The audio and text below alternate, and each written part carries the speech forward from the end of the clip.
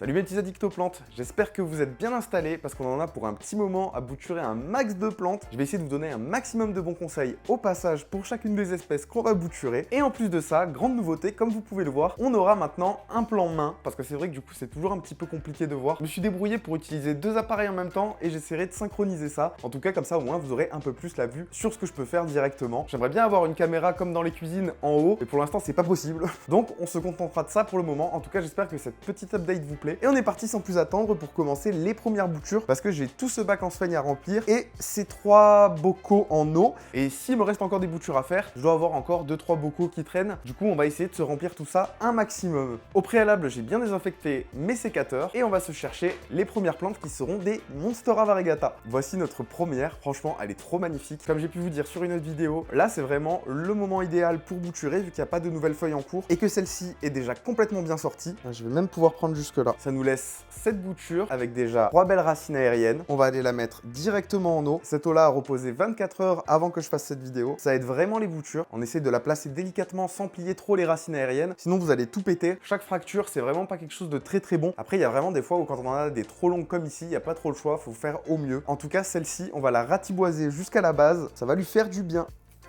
Vous voyez, là, on a vraiment une bouture de nœud parfaite avec une jolie feuille. Pour la plupart des plantes, le mieux, c'est d'essayer de toujours garder un maximum les feuilles quand vous faites vos boutures de nœud. Ça permet à la plante de continuer à faire de la photosynthèse parce que si vous faites une bouture de nœud sans garder la moindre feuille, elle mettra toujours un peu plus de temps à repartir qu'une bouture avec une feuille. On continue sur notre lancée.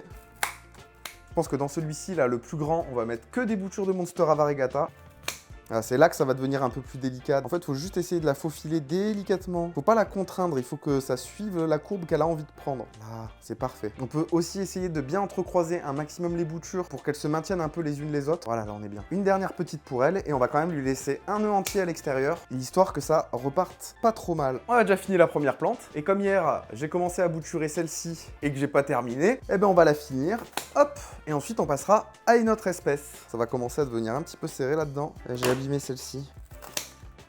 Ah, je sais pas si on verra bien là, mais elle est déjà reliée, donc celle-là en fait je peux déjà la passer directement en terre. Non, peut-être pas. Si. On commence déjà à avoir un beau petit bout de racine de terre. Du coup, elle, on va la mettre en boîte en sphaigne et on va laisser parcourir sa racine. Ça va un petit peu limiter le nombre de plantes que je pourrais mettre. On recouvre tout ça gentiment.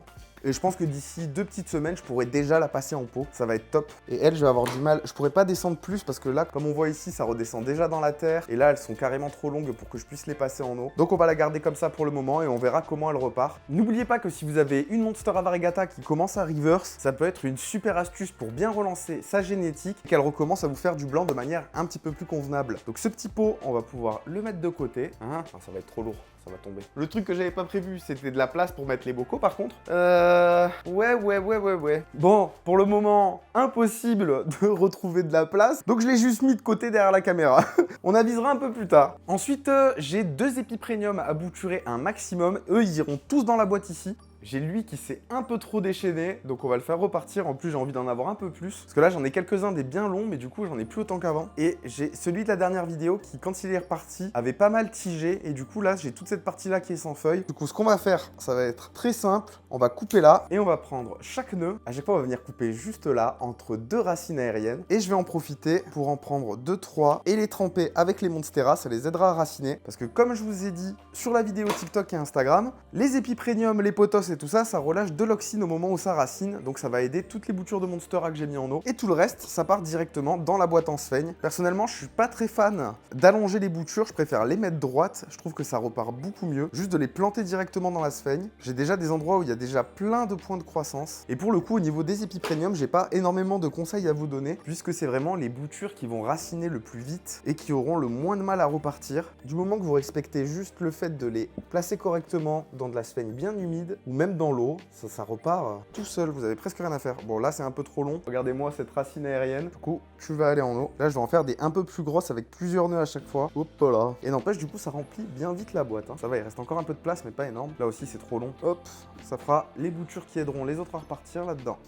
Et lui, c'est qu'il avait une liane en particulier qui m'intéressait, c'était celle-ci, puisque là, on a un gros tronc juste là, et ça repart en plus petit, je trouvais ça pas très beau. Du coup, on va couper là, et on va faire en sorte de faire raciner toute cette partie-là, pour que du coup, après, quand ce soit dans un pot, on voit plus le gros nœud, et que ça puisse repartir correctement par là. Après, là, c'est vraiment plus une question d'esthétique, je trouvais ça pas très beau. Et on va pouvoir reposer ça, et passer à la prochaine espèce. Alors pour lui, le Black Cardinal, ça va être un petit peu spécial. En fait, je suis très satisfait de ce pied-là, du pied qui a juste derrière aussi, mais c'est juste qu'à certains endroits, il a tendance à commencer à redevenir un peu plus petit. Du coup, on va le bouturer pour relancer un petit peu sa croissance. Là, je vais prendre 2-3 nœuds. Hop. Alors ça, c'est une plante où quand même, il faut faire attention parce qu'elle sève énormément. Vous allez pouvoir le voir. Là, elle est déjà en train de me faire une goutte. Je vais essayer de vous montrer. Pas si on verra très bien. J'arrive pas à voir si j'ai le focus ou pas. Mais c'est une sève qui est relativement irritante. Donc, essayez de pas trop la toucher. Vous pouvez le mettre directement en eau. On va lui couper la première feuille parce que là, ça gêne. Peut-être le faire saigner un peu plus. Et on va faire ça sur toutes les têtes qui ont tendance à devenir trop petites. Je vais quand même lui faire une deuxième bouture ici. Hop, elle ira en sphaigne. Il y a quelque chose que vous pouvez utiliser comme ça sur les philodendrons qui produisent énormément de sève quand vous les coupez, c'est d'utiliser de la cannelle en poudre et d'en mettre sur la plaie, que ce soit sur la bouture ou sur la plante mère. Ça permet vraiment de cautériser presque la plaie et d'éviter les infections. Ça rebouche directement le trou, donc ça c'est vraiment top et en plus c'est complètement naturel comme astuce. Donc n'hésitez pas à l'utiliser. Ça marche sur toutes les plantes, hein, mais c'est vraiment, je trouve, beaucoup plus utile sur les philodendrons comme lui, qui sèvent énormément. Et là j'ai lui qui devient vraiment trop petit. J'essaie de vous montrer, pas faire ça que de mon côté quand même. Et là, on vient le prendre juste là. Là, c'est le minimum syndical des racines aériennes qu'il vous faut pour que ça reparte. D'ailleurs, la bouture est pas propre, du coup, je vais remettre un petit coup. Voilà. Et toi aussi, tu vas aller en eau. Et on va s'en prendre une petite dernière sur lui. Je pense juste là, ça sera parfait. Si j'arrive à récupérer les racines dans le tuteur en coco. Voilà, regardez, quand je vous dis que ça sève, ça, faut vraiment vite faire attention. Hop! Et la petite dernière là-dedans. Et on a déjà un joli pot à bouture. Bon, allez, une petite dernière, mais après plus, hein. Mec qui arrive pas à s'arrêter. C'est vraiment le problème que j'ai à chaque fois, je vous dis, j'aime trop bouturer. Où est-ce que je prends là? Là, il n'y a pas de racine aérienne. Non, bon, allez, faut savoir s'arrêter des fois. Hein.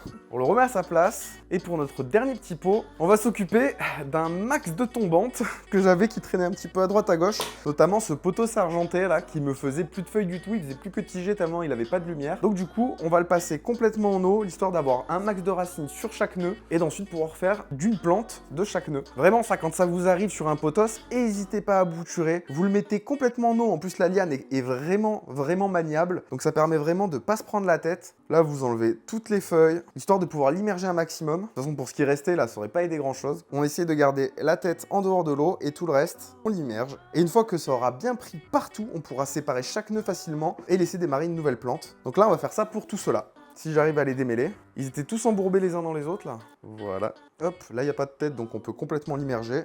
Juste en faisant attention de ne pas faire ce que je viens de faire, de briser la tige. Là, c'est normal, c'était déjà abîmé ici. Donc toi, tu iras en sphaigne, du coup. Je trouve que c'est vraiment une bonne astuce de faire comme ça, parce qu'en fait, ça vous évite de prendre 36 km de boîte de propa. Là-dedans, c'est hyper compact, vous pouvez en mettre un max.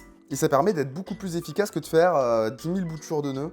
Parce que là, en fait, t'as tout qui se fait en un coup, quoi. Et puis j'ai quand même l'impression que le nœud est quand même vachement plus robuste quand tu le sépares pas. Tac, là on a une petite tête ici. Donc du coup, on va essayer, hop, comme tout à l'heure, de continuer à enrouler ça gentiment.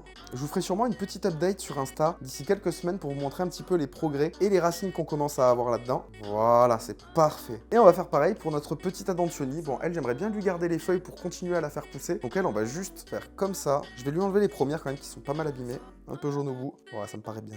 Et on va lui mettre ces 3-4 premiers nœuds dans l'eau. Puis ça fera un pot un peu moins tristoun quand même. Hein. D'ailleurs, je voulais vous remercier parce que on a passé les 2000 abonnés sur YouTube. Et ça en vraiment peu de temps. Donc je suis vraiment content. Un immense merci à vous pour tous ces follow. Ça permet vraiment à la chaîne de grandir et de continuer d'évoluer dans le temps. Et elle aussi, elle est pas trop mal. Donc on va juste lui enlever la feuille du bas et faire pareil. Bon là, j'avoue, ce pot à bouture, il est pas très sexy. Mais bon, faut se dire que quand on fait de la propa, c'est pas fait pour être sexy. On va juste attendre gentiment que ça reparte, quoi. Que là-dedans, on dirait pas. Mais en vrai, si tout prend bien correctement, on peut peut-être faire déjà une trentaine de plantes supplémentaires, quoi. C'est vraiment de tout entrecaler délicatement. Je pense qu'on est pas trop mal. Regardez-moi tout ce qu'il y a là-dedans, quoi. Quand ça va raciner, ça va être magnifique. Hop, je me fais de la place et je vais essayer de caler encore 2-3 boutures différentes dans le bac, que j'ai encore un petit peu de place. Comme lui, il est en train de dépasser de son tuteur et de devenir de plus en plus petit, on va couper là et directement le mettre là. Lui, c'est pareil, hein, c'est comme un potost, le Scindapsus calimatus. temps, si je dis pas de bêtises. Vous avez juste à le poser à la surface de la steigne avec les racines posées à l'intérieur et ça repartira tout seul très très vite. Et le jas de satin qui est là aussi, qui devient un peu plus petit, on va le restimuler. Là, c'est bien. Alors là, par contre, on va essayer de maximiser un peu et faire un nœud à chaque fois, sauf pour la tête. D'ailleurs, j'ai fait la bêtise que je vous ai dit de pas faire. Je vais sûrement perdre cette feuille-là. Après, comme ça reste un potos, enfin un Scindapsus pour le coup, c'est quand même plus résistant que les autres espèces à ce niveau-là, mais c'est pas garanti que j'arrive à garder la feuille de tête. Bon, bah même si j'ai plus de place et que je sais déjà même pas où je vais mettre les autres pots que je viens de faire, j'avais bien envie de me faire cette petite théière en plus. J'adore faire des boutures dedans, je trouve ça trop mignon. Et on va mettre une plante, pas des moindres, à l'intérieur. Ça fait un petit moment que j'ai reçu ces magnifiques Piper, c'est une plante que je connaissais pas du tout et j'avais vraiment envie de tester en eau puisqu'elles ont l'air d'avoir des nœuds avec des racines aériennes. Donc en tout cas, même si je pourrais pas vous donner beaucoup de conseils sur le bouturage de cette plante vu que c'est la première fois que je vais le faire de toute ma vie, j'essaierai de vous donner une petite update de ce que ça a donné sur Instagram, en story. Dès que ça a commencé à raciner ou à mourir, je vous ferai une petite story pour vous montrer ça. En tout cas, comme c'était dans la tente, on a vraiment des jolies racines aériennes bien blanches. Donc là, hop, on va peut-être lui sacrifier sa feuille du bas. En tout cas, ça a un feuillage rose vraiment magnifique. Rose et vert foncé, c'est vraiment trop beau. Je l'ai pris vraiment sur un coup de cœur, je connaissais pas du tout cette plante. Là, on est peut-être léger en racine aérienne, là aussi. Par contre, là, je peux encore. Hop, et là aussi. Bon, la pauvre, je lui ai pas laissé grand-chose, mais... Voilà, en tout cas, et regardez-moi ce feuillage de fou. C'est trop beau ces couleurs, c'est unique. Franchement, j'ai jamais vu ça sur une autre plante. Et regardez, n'empêche, ça nous fait déjà une super belle boîte de Propa. Voilà, le seul souci que je vais avoir peut-être, c'est cette feuille-là. Peut-être falloir que je la contraigne un peu à rentrer dedans, voilà, pour que je puisse mettre un couvercle.